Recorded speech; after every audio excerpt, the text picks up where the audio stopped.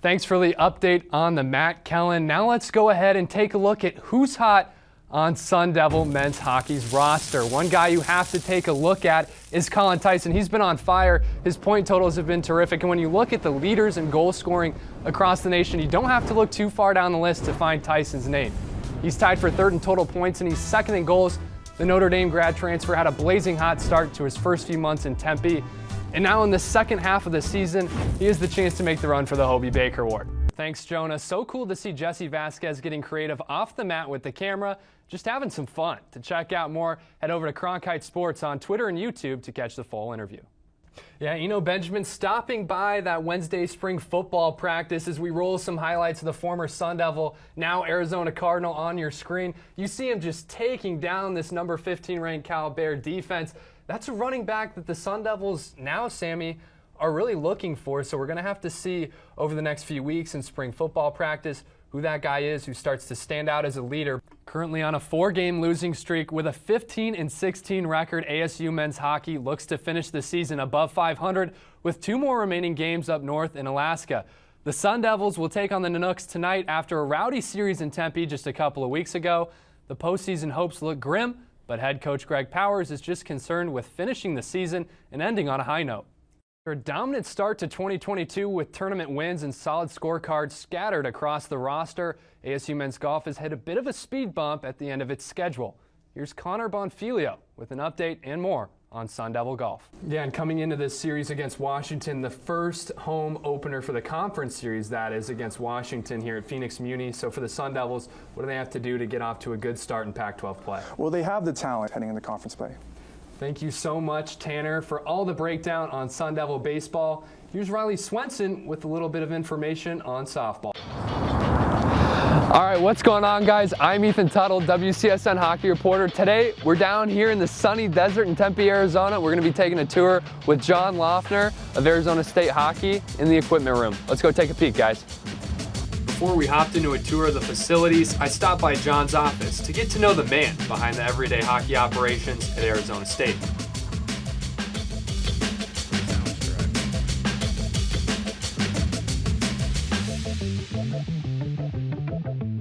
Yeah, so I started in Utah with the Utah Grizzlies in the ECHL. I was there for 3 seasons, and then I went out to South Carolina for a season. Ended up coming back to Utah, and then made my way here. So it was, ECHL's, it's a pro league, but it's we call it a 4-letter league. It's definitely minor league hockey, 12-hour bus rides and stuff like that. So. Yeah.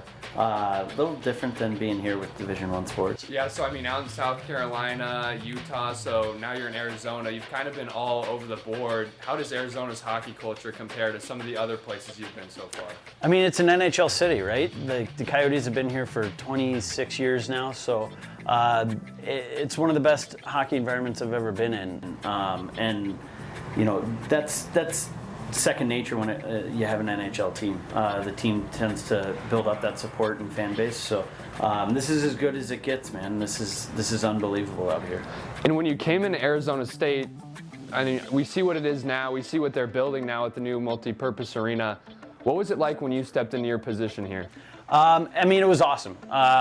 This was a dream job. As soon as I saw it open, I knew that it was something I wanted to do. And just to get the opportunity was amazing. And you know, to help build a program, to be a very small part of building a historic program was an opportunity I couldn't pass up. All right, we're heading up here. So, John, can you tell me what's in this room right here? Yeah, I mean, this is our skate shop / my office / equipment room, and kind of a little bit of everything. You know, we've got our skate sharpener. We've got a profiler here, which just kind of shapes the blades into different ways. A riveter, which is used to attach the steel to the boot, essentially. We got a big heavy-duty clay sewing machine here, so that'll allow us to fix or repair pretty much anything equipment-wise. Yeah, so this is actually, it's called a Clays sewing machine. It's actually meant for shoemaking, believe it or not. This will sew through anything. It'll sew through a skate, it'll sew through plastic, it'll sew through your finger. I've come dangerously close to that a few times. But mostly we'll use it for any equipment repairs or modification to the actual hard equipment, or a lot of times we'll use it to fix gloves, to patch palms and gloves, stuff like that. Take a look here at the stick wall. How many, do you guys know specifically how many sticks you actually have right now? We're probably at 300 or 400 sticks right now. Wow. Between 12 and 18 per guy, depending on the guy.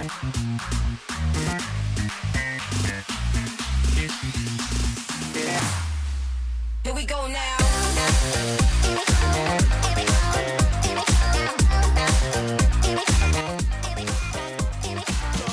All right, so we're here in the locker room. John, can you tell me a little bit about the locker design and how long you guys have had these units in here so far?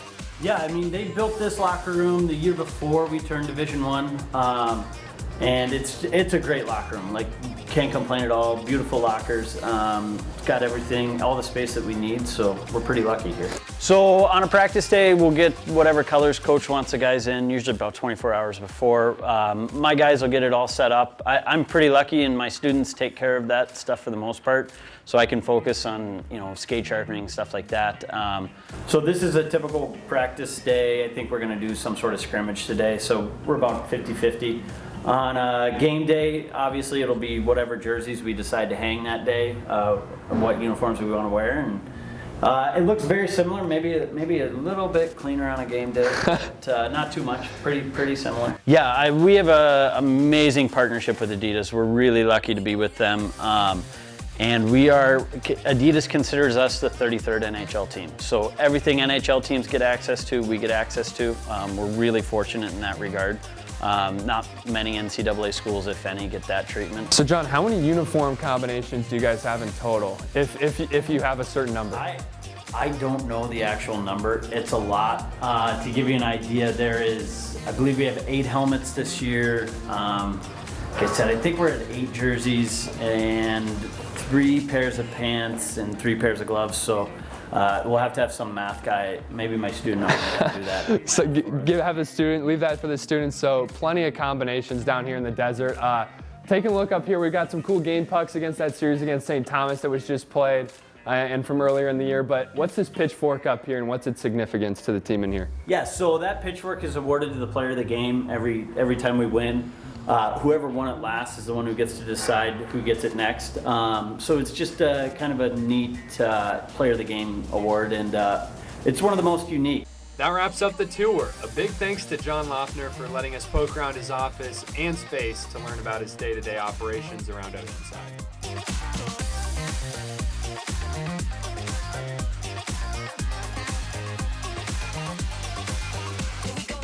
All right, we're out here with Josh Stone. Josh, thanks for taking the time today with us. Yeah, thanks for coming out, guys. So we're just going to be skating around a little bit and see what you got out here, but first let's start off with some questions. Sounds good. All right, Josh, so there's a lot going on out here during a game. Who seems to be the guy that's always able to find you out here on the ice? Yeah, I think Colin Tyson's the guy that I go to. We played a lot together this year on the 5-on-5 and on the power play. So one of the biggest roles for the forwards out here on the ice, and some Coach Powers talks about a lot, is getting bodies in front of the net and causing problems for the goalies and getting some tips on that as well. So can you demonstrate that for us a bit here too? Yeah, for sure. All right, let's do it. In 1974, developers were looking for a name for the city's new ice arena. They ended up landing on Oceanside, hoping to bring a West Coast feel to the new venue.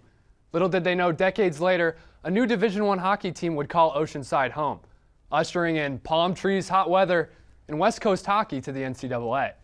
That's right, Matt. Well, ASU football is just getting underway with spring practices, but leaders and playmakers are already being identified, guys, with a slew of former Sun Devils already out the door and headed for the NFL draft. ASU's battered coaching staff will have to work on developing the next batch of talent. Thanks, guys. Arizona State men's hockey will welcome fans into the stands as well as some new faces into its locker room. Graduate student Jack Becker joins the Sun Devils after transferring from the University of Michigan. Becker was a captain for the Wolverines, a team that had 3 players drafted in the first 5 picks of the 2021 NHL draft. His veteran experience and leadership could help the Sun Devils throughout the year. Arizona State will be back here same time, same place for their second game of the series against Minnesota State on Saturday night. And this is going to be a season-defining game for the Sun Devils as they really have to make a push and grab a win against the Mavericks if they want to have any hopes of making it into the NCAA tournament later this year. Reporting from Mankato, Minnesota, and for Cronkite Sports, I'm Ethan Tuttle. The South Lake, Texas native nets that one and gives the Sun Devils a 3-goal lead, and now it's right back into the action as Bemidji State has even more work to do here in the third period as they trail 3. Thea Charitis now behind his own net. Trying to get control of this puck as he moves it up the right side of the ice, and this one's just going to be fired straight up into the rafters here at Oceanside as it is a low hanging ceiling. Well, Ethan, any team right now could think that they're in the driver's seat, but for a Sun Devil team that is playing, unfortunately, 500 hockey right now, you had a tough outing where you didn't play well in the first period and couldn't quite come back on Wednesday. You're playing for pride, you're playing for the committee to see that you can hang with the big dogs, and the Sun Devils should absolutely keep going here on Bemidji State and not let up at all. This game is not over yet.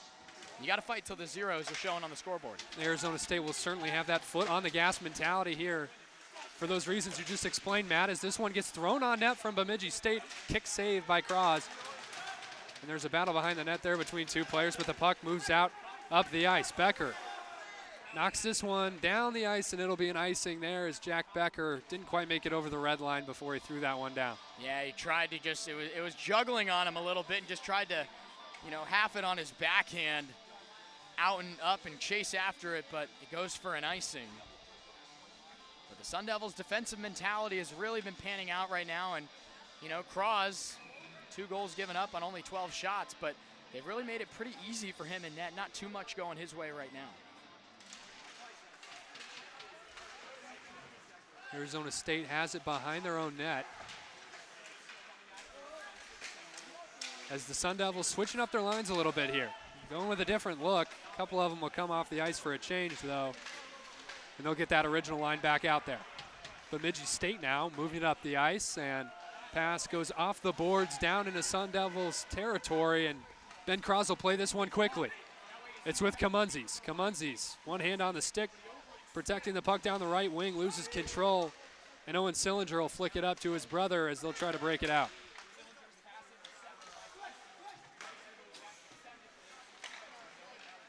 It's with Kamunzis up the center of the ice. Battle on the far side now. Both teams getting after it on the far side boards. Sillinger comes away with it, has it up the middle. Goes around a man, fires on net, and this one's saved by Cross, once again doing a good job to track that one and block it away. We've got a hand up in the air from a referee as Enright heads to his bench. We have a delayed penalty. Yeah, they're going to get Doan here for an interference after the play. Cross got a stick jarred out of his reach, and because of that, Doan, what they say is they always get the second guy, not the first guy, and Doan trying to back up his goaltender here, but he's going to go off for an interference penalty, and he's not a fan of it. But, Ethan, this is what we talked about. You can't give them any reason to think that they can still come back into this contest. And special teams for the Sun Devils on the power play, it's been tough. 0 for 9 now in this series. But you got to be just as good. If they're killing your penalties, you got to kill theirs. And the Sun Devils really have a big opportunity staring them right in the face here, and we'll see what they do. And the Bemidji State Beavers are 1 for 1 so far in the night, so we'll see if they can keep that power play percentage at 100% on this Friday night in Tempe, Arizona. Just a battle for it, a little scrum here right on the face-off dot. Both teams trying to win this one free. And Sandu does a good job and gets it clear. And the bench loves it. That's a veteran play from Sandu. He knew that it was under him, and guys were pitchforking for it, and he came away with it. And we've got another hand in the air here. Looked like Enright might have been tripped. We're going to see what the call is here. The referee trying to split some guys up here. Yeah, it's going to be some sort of goalie interference kind of play here, and this is not what you needed if you're ASU right now. As if killing one penalty was a large enough task. Now it's going to be a 5-on-3. Doogie's going to head off. And Bemidji State has their biggest opportunity on the game. This is going to be the largest 2 minutes of the Sun Devils season right now. A lot hanging in the balance. We'll see what the penalty killers can do shorthanded. Tyson in the face-off dot. And Ross Armour in there for the Beavers. Rosen gets the puck after it was kicked back to him. Off his skate over to Sillinger. The captain fires it back over to Rosen. Now it's down low. Up top for Rosen, fires it just wide. Bemidji State will have to regain control, and it's an errant pass, and it'll go out of the zone, so the Sun Devils able to clear it here. As They switch the rotation there. Rosen moved from the right point up to the top. And what that does is when you're working a 5-on-3, a lot of guys can get tripped up on who their assignments are. Good look so far by Bemidji State, and here they come again. Sillinger over to the other side of the ice, and it's a great play by Cross. A sprawling attempt there, as that one might have just gone wide. Rosen back to Owen Sillinger. It's a shot low, no good. Wide open net, and it's a heck of a save from Ben Cross. Just threw his stick out there and made a heck of a play. I don't know if that caught the bar or not, Ethan, but the Sun Devils are dodging bullets left and right now. Irulo goes down on a play away from the puck, no whistle though. And Bemidji State back into the zone on this 5-on-3 power play. Just 30 seconds left. Owen Sillinger right in the slot. Goes wide, and they'll regain control once again as the Sun Devil loses his stick. Fires off the glass. Bemidji State really pressuring heavily here. Still a quarter of a minute before ASU gets another guy back. Rosen will finally net one from the slot, as it seemed like it was just a matter of time there for Bemidji State as they really had it set up in the attacking zone against Arizona State.